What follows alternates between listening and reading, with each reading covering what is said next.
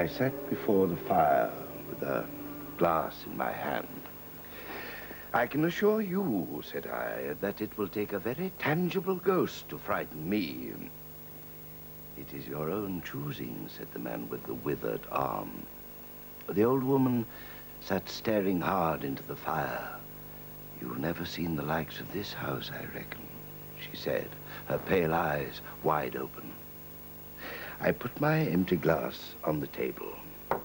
"Well," I said, "if I see anything tonight, I shall be so much the wiser, for I come to the business with an open mind." "It's your own choosing," said the man with the withered arm once more.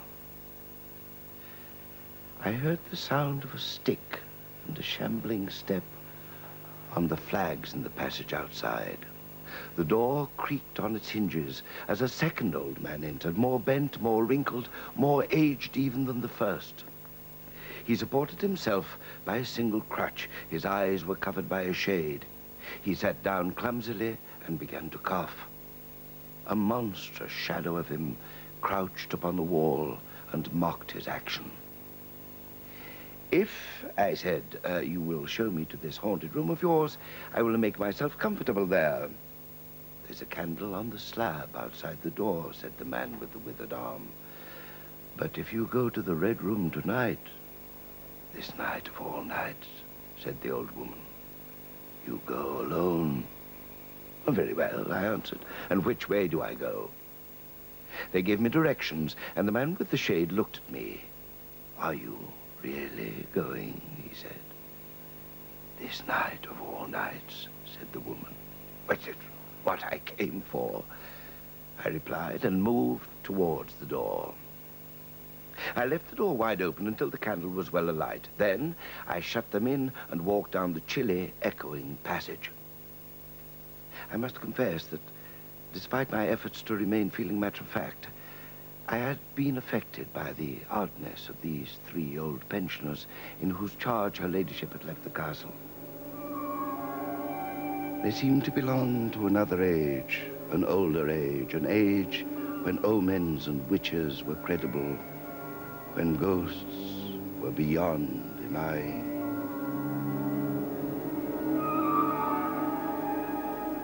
But with an effort, I dismissed such thoughts.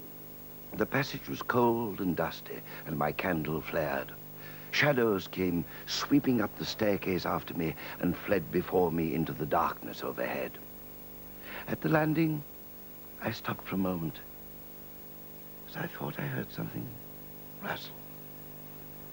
Then, satisfied of the absolute silence, I pushed open the baize door and stood in the corridor. Everything was in its place. The house might have been deserted on the yesterday instead of 18 months ago. There were candles in the sconces, and whatever dust had gathered was distributed so evenly as to be invisible in the moonlight. The door to the Red Room and the steps up to it were in a shadowy corner. I entered, closed the door behind me, and turned the key I found in the lock. I stood with my candle held aloft and surveyed the great Red Room of Lorraine Castle, in which the young Duke had died, or begun his dying, for he had fallen headlong down the steps I had just ascended. That had been the end of his vigil, his gallant attempt to conquer the ghostly tradition of the place. There were other stories, and older stories that clung to the room, back to the beginning of it all, the tale of the timid wife and the tragic end that came to her husband's jest of frightening her. And looking round, one could well understand the legends that had sprouted in the room's black corners.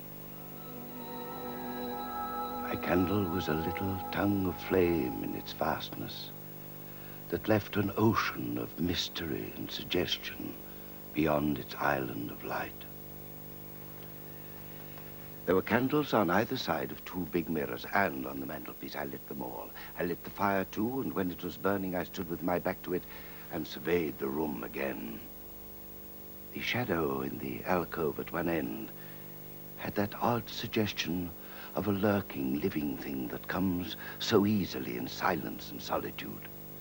To reassure myself that there was nothing tangible there, I went and stood the candle on the floor of the alcove and left it in that position. By this time, I was in a state of considerable nervous tension. The somber reds and blacks of the room troubled me. Even with 7 candles, the place was merely dim. Suddenly, I recalled the candles I had seen in the passage. With a slight effort, I walked out into the moonlight and returned with as many as 10.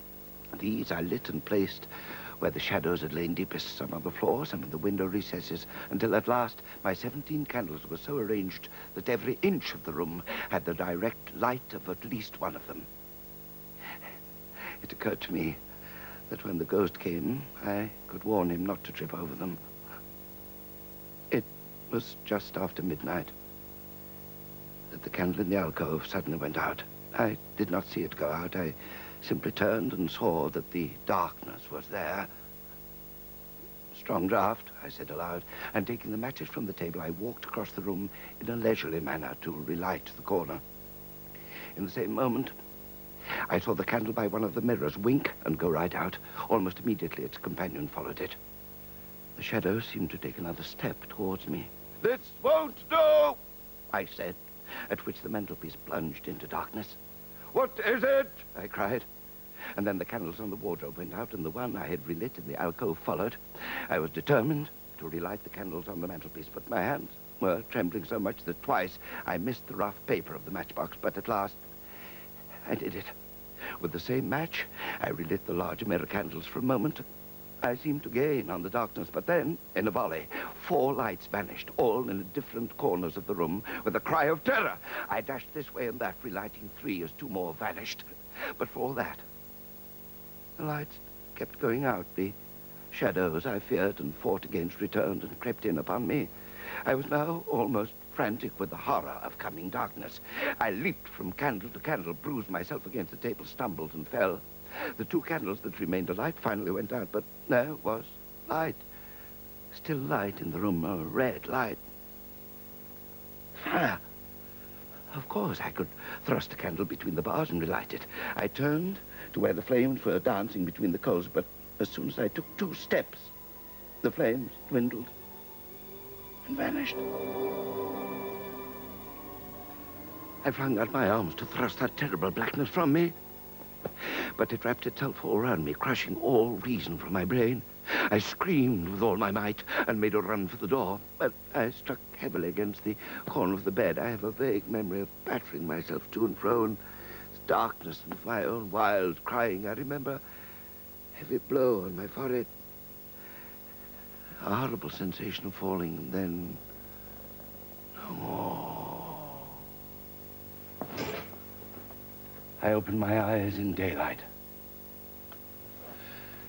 My head was bandaged, and the man with the withered arm was watching my face. "You believe now," he said, "that the room is haunted?"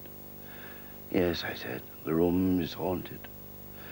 We who have lived here all our lives have never seen it," he said. "Tell us, is it the old Earl?" "No," I said. "I told you so," said the old woman. "It is his poor young countess." "It is not," I said. "There is no ghost there at all, but worse, far worse, the worst of all things that haunt poor mortal man. It is fear. Fear that will not have light nor sound, that will not bear with reason, that deafens and darkens and overwhelms. It followed me through the corridor. It fought against me in the room." I stopped. There was an interval of silence. The man with the shade sighed. "That is it," he said. "I knew that was it. A power of darkness. It lurks there always. You can feel it even in the daytime, even of a bright summer's day. And in the dusk, it creeps along the corridor and follows you so that you dare not turn. There is fear in the room. Black fear. There it will be so long as this house endures."